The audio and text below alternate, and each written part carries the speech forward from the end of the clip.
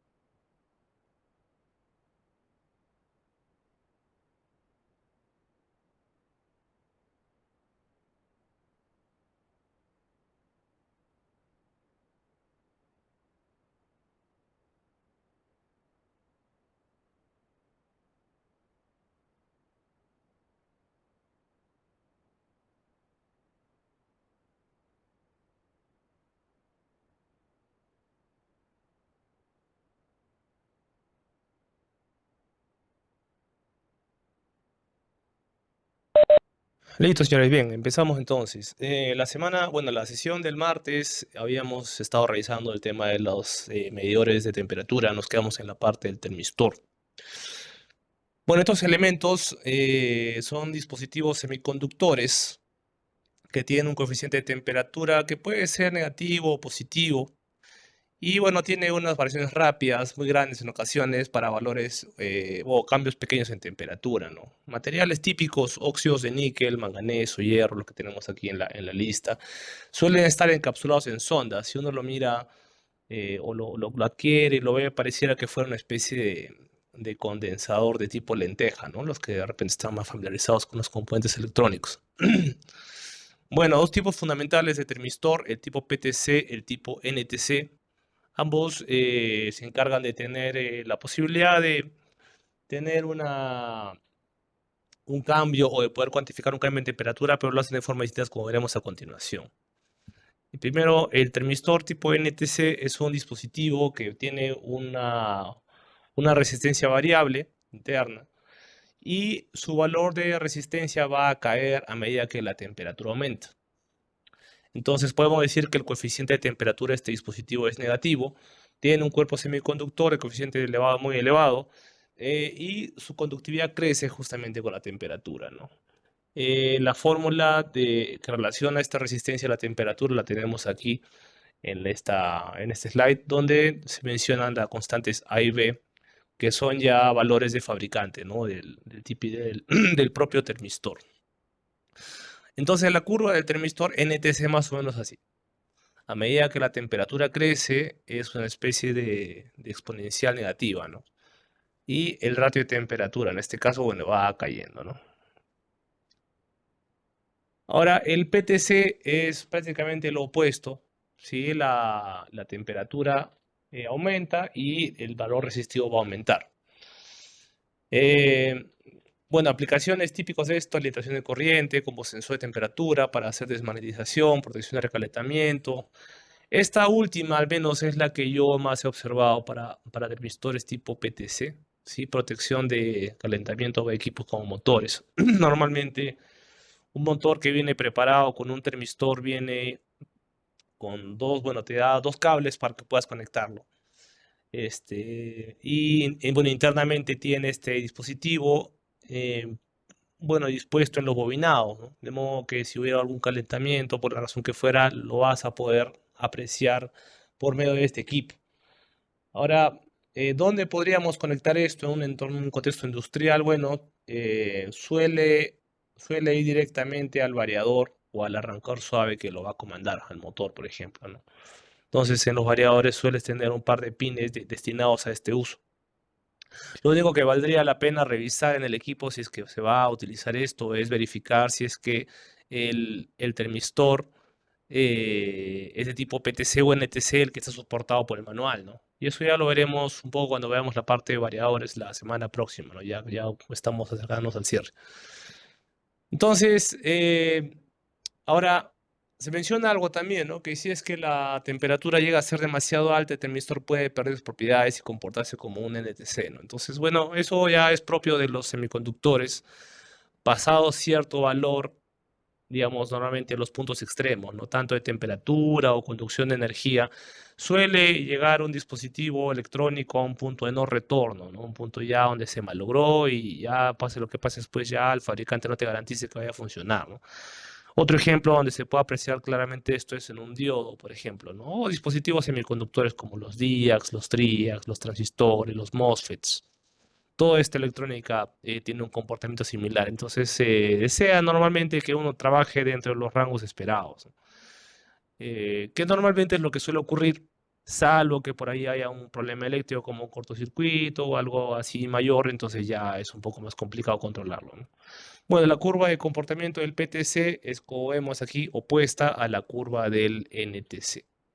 Ahora, si lo comparamos con un RTD que de los que vimos la semana pasada, entonces podemos tener lo siguiente, ¿no? El termistor, en este caso todos son tipo NTC, la curva roja, la azul y la negra, la B, ABC. En cambio, el termistor más bien tiene un comportamiento un poco más lineal, ¿no? Entonces esto también es bueno conocerlo. Otra diferencia entre los RTDs y los termitores también es el material del que están hechos, ¿no? Los RTDs normalmente son de metal puro y los termistores suelen estar fabricados con materiales poliméricos o materiales de tipo cerámico. Bueno, y el último componente que vamos a ver para la parte de medición de temperatura es el termopar, también llamada termocupla. Es uno de los más comunes. Hay versiones incluso muy económicas para poderlas explorar a modo de laboratorio, ¿no? Se basa en algunos efectos físicos importantes. Primero, el primero que mencionamos es de Seebeck, que lo que nos dice es que si tienes una corriente eléctrica circulando en un circuito cerrado que está formado por dos metales distintos, y tienes una unión caliente y una unión de referencia fría, tienes, ¿no? un efecto, ¿no? Debido a que a la diferencia de temperaturas, ¿no? O perdón, la diferencia atómica en los materiales, ¿no?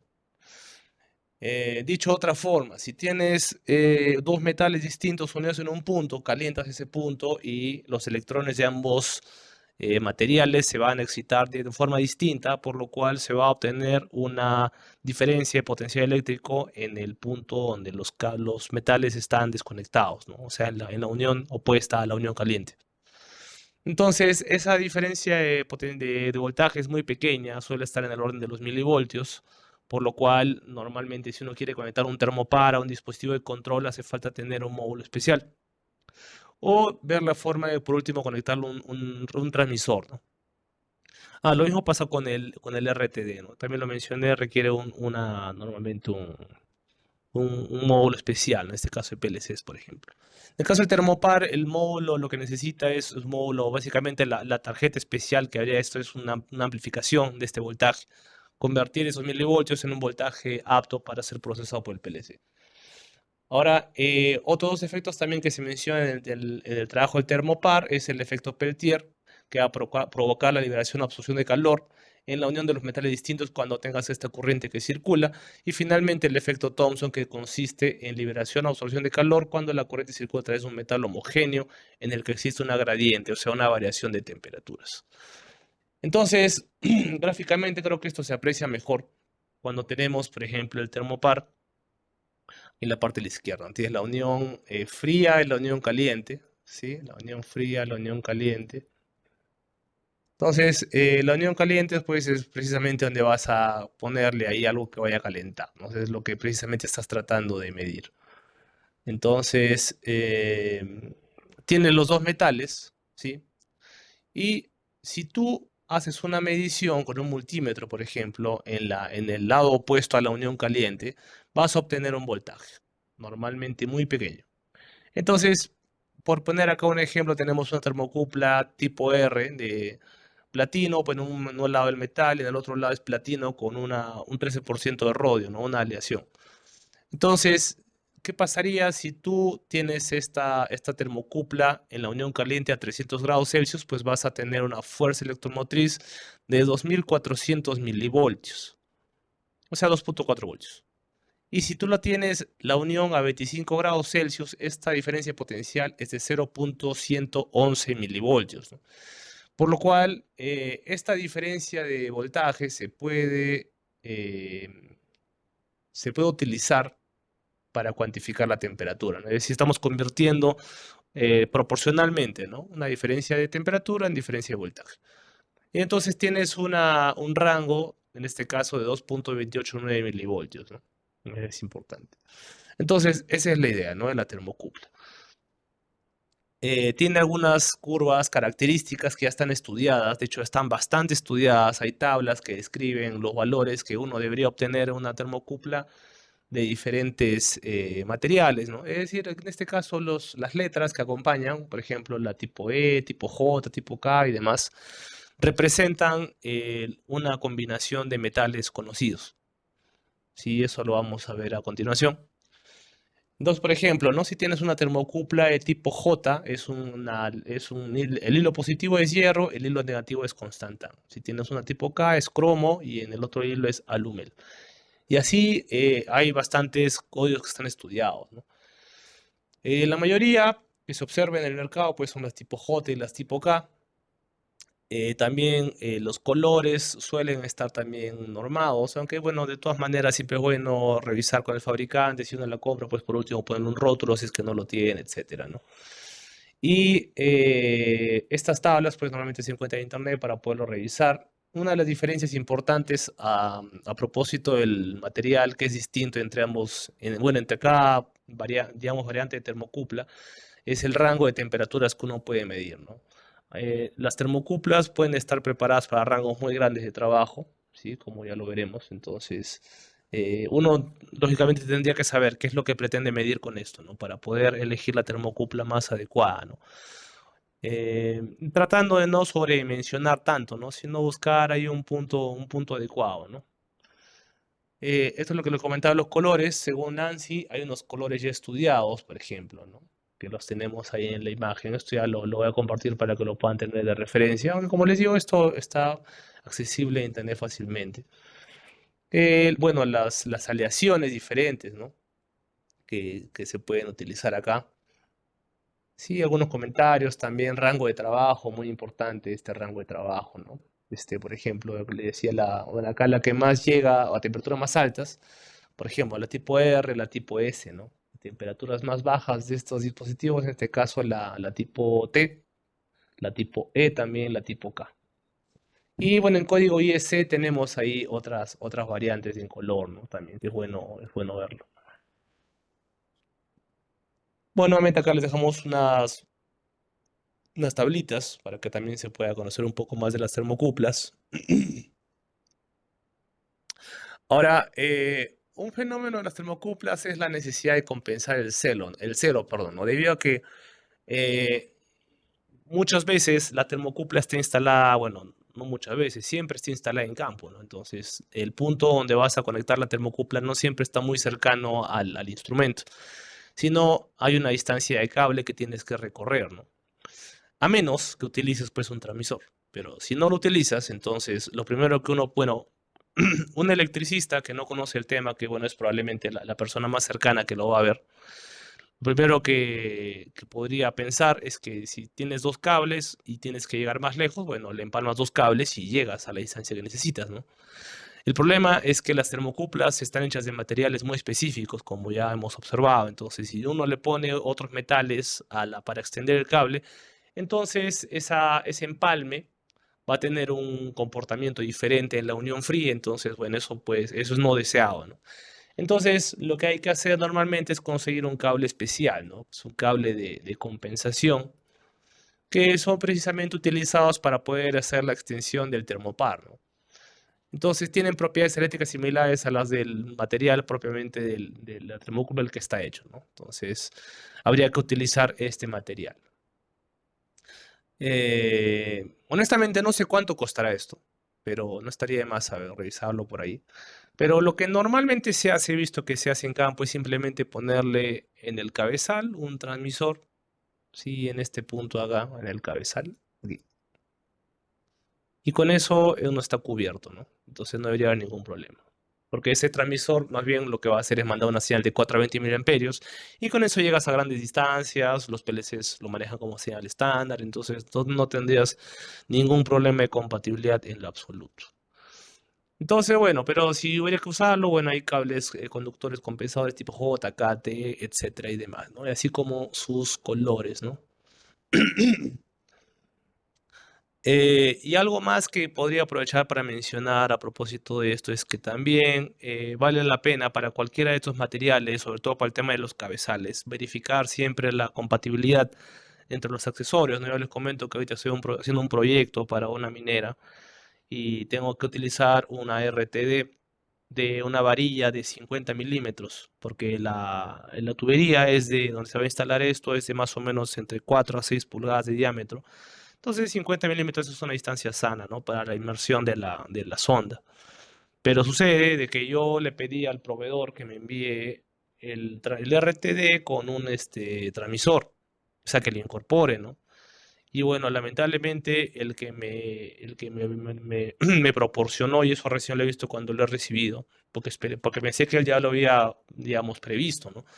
Me trajo el cabezal y cuando los intenté conectar para probarlos y demás, vi que este cabezal es un RTD de 2 hilos que tiene digamos, en la capucha del RTD, ahí del cabezal, pues 2 bornes de conexión para tirarle 2 cables para conectarlo a un módulo de RTD de un PLC, ¿no? O sea, no tiene la posibilidad de ponerle un transmisor, porque el transmisor que me vendieron es muy pequeño, pero a pesar de ser muy pequeño no entra en el cabezal, entonces no es compatible, ¿no? Y revisando en la fábrica, en la página del fabricante, pues efectivamente no hay una compatibilidad con transmisores para sondas de 50 milímetros en este modelo que me han ofrecido.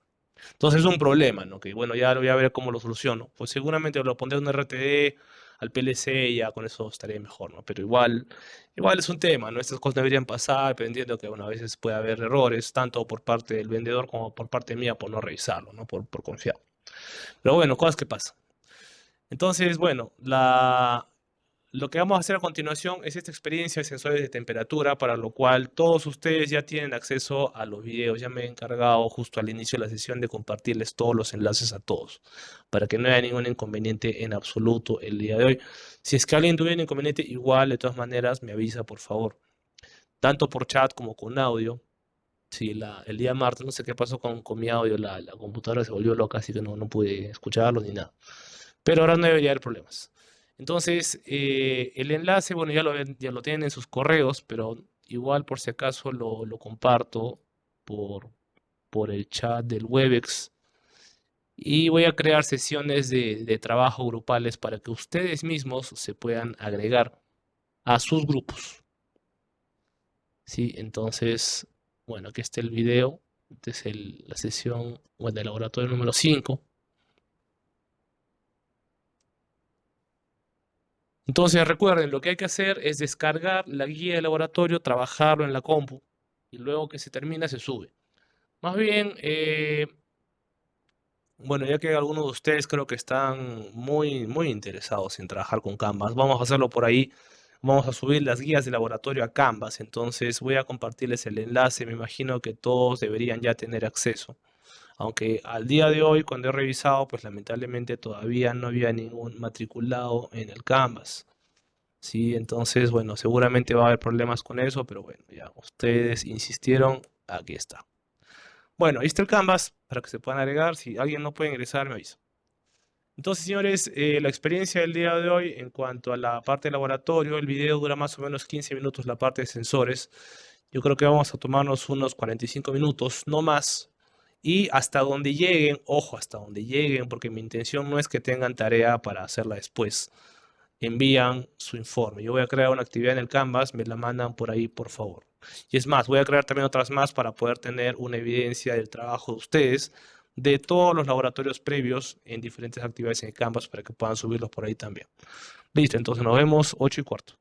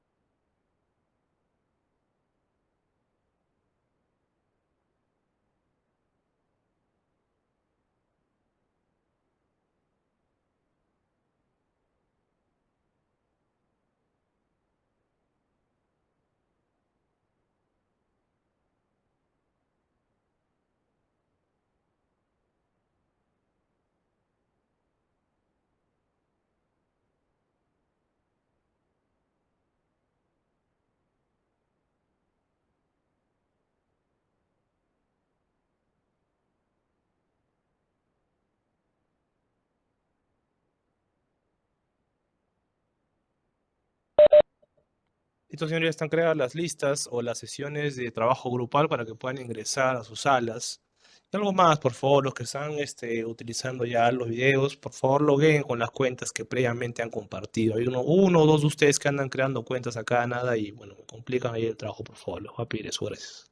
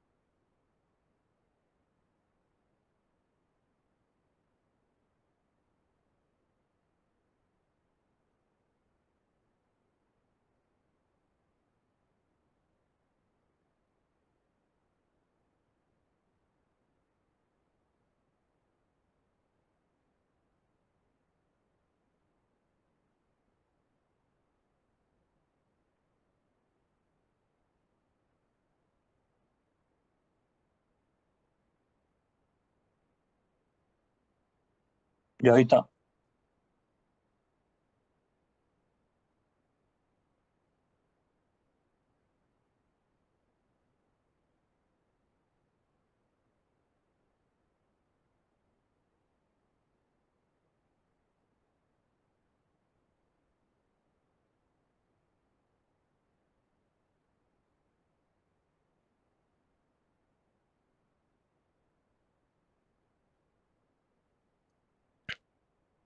Bien, entonces vamos a terminar esa parte y en lo que vamos enviando los informes ahí al correo. No, perdón, esta parte vamos a completarla, creo, vamos a dejarlo de tarea lamentablemente porque creo que por tiempo es un poco, va a quedar un poco corto.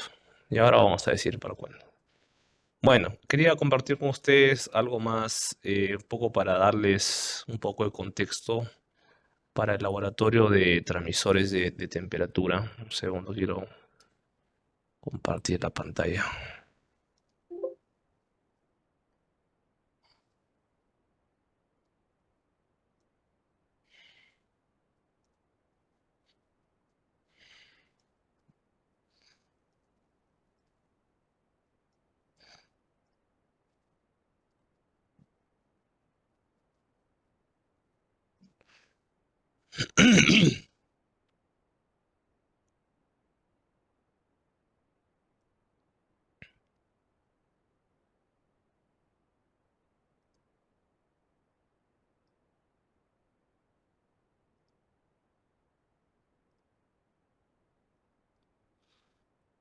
Listo, bueno, un poco para redondear un poco la idea de los transmisores de temperatura y un poco para atender la consulta que alguien me hizo hace unos días respecto al tema de las RTDs de varios hilos, ¿no? Bueno, como ya hemos hablado de transmisores, la idea del transmisor es justamente poder convertir la señal de un instrumento a una señal normalizada, en este caso 420 miliamperios, y he tomado como ejemplo ese transmisor de temperatura de Siemens que tiene esta función, ¿no? Para trabajar con algunos RTDs. Bueno, ese transmisor normalmente va montado dentro del cabezal, ¿sí? De la marca, por lo cual recomendable siempre verificar la compatibilidad, no solo de marca, sino también de modelos, como les comentaba, pero que no tenga el problema que he tenido yo. Y bueno, cablear adecuadamente el RTD para que no haya problemas con y bueno, la calibración digital también necesaria si es que fue el caso, ¿no? Que vamos a comentar brevemente, ¿no? Ahora, podría parecer algo un poco trivial, pero resulta que hay que tener unas consideraciones ahí con las conexiones del RTD, ¿no? Entonces, un poco para aterrizar esa idea. Cuando tú trabajas un transmisor de temperatura con RTDs que pueden ser de 2, 3, 4 hilos, la idea de los que tienen más hilos es poder eliminar errores, ¿no? Debido a la caída de voltaje en los hilos conductores. O sea, estos hilos que van, ¿no? Desde el RT hasta hasta el transmisor, ¿no? De hecho, cuando eso está lejos del transmisor, representa una caída de tensión también que el transmisor va a observar. Entonces, en el caso de de los RTs de dos hilos no hay nada que hacer porque ya no puedes evitarlo de otra forma, ¿no? Pero en el caso de los de tres hilos, bueno, conectando convenientemente algunos hilos conductores, puedes un poco aplacar este efecto, ¿no? Entonces, normalmente la conexión que hay que hacer es que estos hilos conductores extras estén conectados lo más cerca posible al mismo RTD y no al transmisor, como veremos en unos dibujos que voy a compartir. Entonces, estos no se debe realizar nunca un puente en el transmisor. No tiene ningún sentido porque ahí más bien desvirtúas las prestaciones de los RTDs de 3 4 hilos, ¿no? De esa forma, si haces eso, más bien, lo que haces es que este transmisor va a detectar no solamente la caída de tensión en el RT, sino también la caída de tensión de los hilos conductores. Entonces la medición se va a viciar y erróneamente vas a obtener una medida de temperatura mayor de la que en realidad deberías tener. Entonces, lo que se debe hacer es conectar esos hilos que se extienden desde el RTD directamente o lo más cerca posible al RTD, ¿no? A fin de que el transmisor pueda obviar esto y pueda solamente detectar la caída de tensión en el RTD, que es lo que se busca, ¿no? Para tener la medición más precisa posible. Entonces, por ejemplo, tenemos algunos casos, ¿no? Si tú conectas el RTD de tres hilos de forma, puede ser ahí a la izquierda se ve, ¿no? eh, Justamente la unión está lo más cerca posible al RTD, ¿no? Como se ve. En el caso de la derecha, no, más bien lo que se hace es simplemente puentear ahí en el transmisor, ¿no? Y eso, por supuesto, no se debe hacer como lo acabo de comentar, ¿no? En el caso de transmisores de 4 hilos, igual, ¿no? La extensión debería estar lo más cerca posible al RTD. Y en el caso de no hacerlo así, hacerlo con puentes, por supuesto, como en la parte de la derecha, pues eso es lo que no se debe hacer, ¿no? O sea, hay que tener cuidado con eso. Eh, en la parte de transmisores, también la conexión correcta, en realidad, lo más correcto sería esto, ¿no? Hacer las conexiones como tenemos ahí, ¿no? 2 y 3 para 2 hilos, 1, 2 y 3 para 3 hilos y 1, 2, 3, 4 para 4 hilos, ¿no? Ahora, hay un detalle aquí que si de repente por un tema de conveniencia tuviéramos un cable de 4 hilos, nos podríamos ver tentados a querer hacer este tipo de conexión, ¿no? O sea, utilizar este cable de extensión de 4 hilos con un RT3. Y no deberíamos hacer eso porque puede incurrir en errores, ¿no? Entonces, no deberíamos hacer eso tampoco. Y bueno, esta imagen que un poco ilustra la idea de las conexiones también, ese dibujo que está en la parte superior que parece un puntito con los dos hilos, uno para la izquierda y uno para la derecha, esto representa una termocupla, ¿no? Donde sí hay una polaridad, y eso también lo vimos brevemente en la parte de termopares, que bueno, eso ya lo tiene que dar el fabricante, o sea, no, la corriente no debe fluir en cualquier sentido, ¿no? Sino tiene una forma en la que debería trabajar, por eso hay que tener cuidado con la polaridad. Y eso representa la termocupla, entonces este transmisor podrías utilizarlo para una termocupla también. El segundo elemento, el que está abajo inmediatamente, esto representa el RTD, ¿no? Ahora, la conexión en este caso, según este dibujo, sería 2 y 3. Si conectaras solamente 2 hilos, tendrías que utilizar estos dos. Si fueran 3, utilizas este más. Y si fueran 4, bueno, utilizas este final de acá, ¿no? Y bueno, algo más que encontré que podría resultar interesante es este diagrama de conexión, ¿no? En el caso que se quisiera hacer una instalación con la RTD, un PT100 conectado a un transmisor a través de un distribuidor de segmento, ¿no? En el caso de Filbas, ¿no? Eso, bueno, eso ustedes ya lo trabajan, imagino, en campo bastante, ¿no?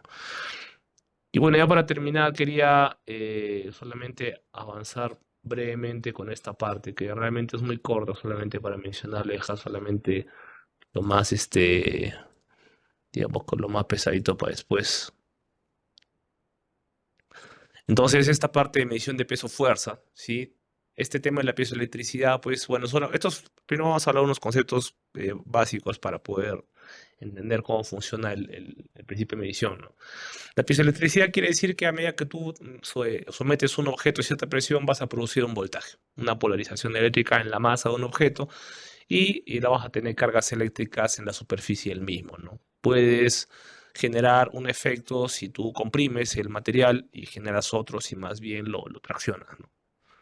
En el caso de la piezo-resistividad, piezo de presión, resistividad, bueno, es un cambio de resistencia eléctrica con la presión, ¿no? Esto ocurre en las famosas galgas extensiométricas, ¿no? Como ya lo mencionamos hace un rato, ¿no? A propósito de una variación en la longitud y el diámetro del hilo conductor. Otro concepto importante es este puente Wilson que lo hemos mencionado varias veces bueno, se utiliza para poder medir resistencias desconocidas mediante este equilibrio en las ramas del puente, ¿no? Donde se respeta esta ecuación, ¿no? Que R2 es igual es a Rx como R1 es a R3. O lo que sería lo mismo, ¿no? Por ejemplo, que el R1 es R2, o sea, el de arriba es el de abajo, como el de R3 es a Rx, ¿no? Es lo mismo, simplemente es un despeje. Entonces, estos cuatro resistores forman este circuito cerrado y una de ellas es la que se pretende medir, ¿no? Ahora, en medidores de peso-fuerza, pues hay muchos, en realidad hay bastantes, ¿sí? Porque, bueno, esto de peso-fuerza está muy ligado a la presión también, ¿sí? Porque, bueno, finalmente este peso, pues es una presión mecánica, ¿no? Y entonces es así que llegamos a las galas tensiométricas, ¿no? Utilizadas para medir la deformación de un objeto y se basa en el efecto piezoresistivo que acabamos de mencionar, ¿no? Entonces, depende esta variación de resistencia según la magnitud y la dirección de las fuerzas que vas a ejercer en la galga. Entonces, bueno, tenemos ahí la galga tensiométrica, el alambre de cobre, la base, ¿no?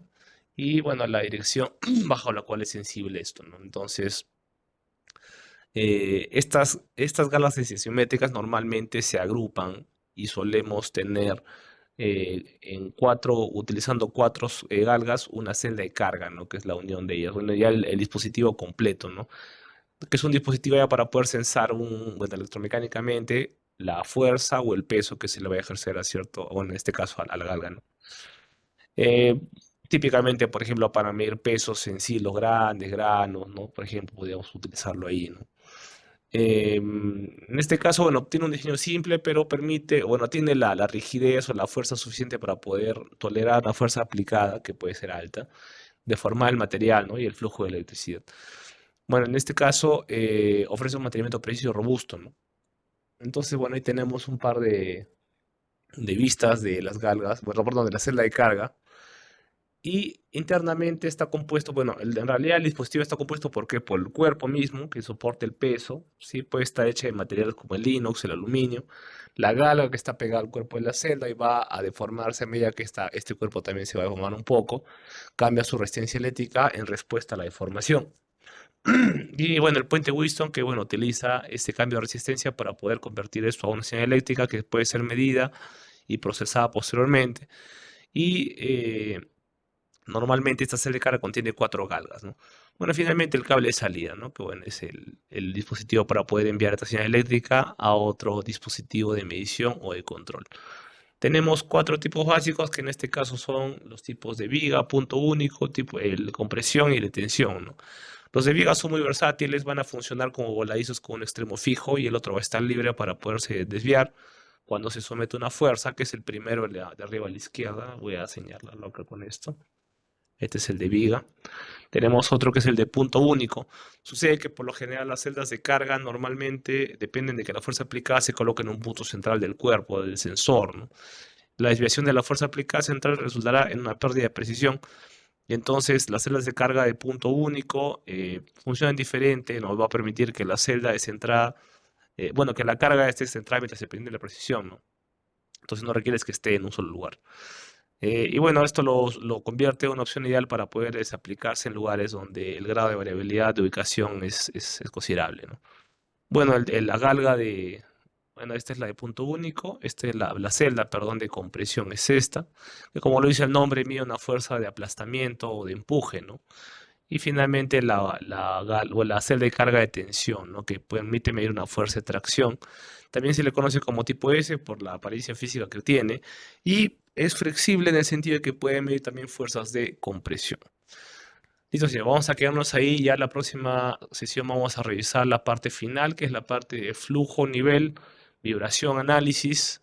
Y vamos a hablar también un poco de la parte de motores y variadores que está pendiente, ¿no? Entonces, muy posiblemente también ese día hagamos la evaluación final. Entonces, estén preparados, ¿no? Igual el material lo voy a compartir apenas lo tenga listo y a sus correos, como ya lo hemos hecho. Listo, señores, sería todo por hoy. Nos vemos el día martes. Que tengan una buena noche.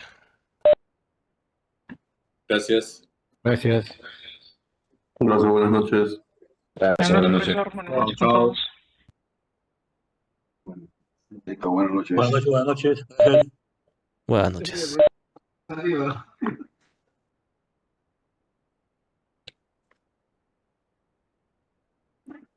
Me decías que las termo-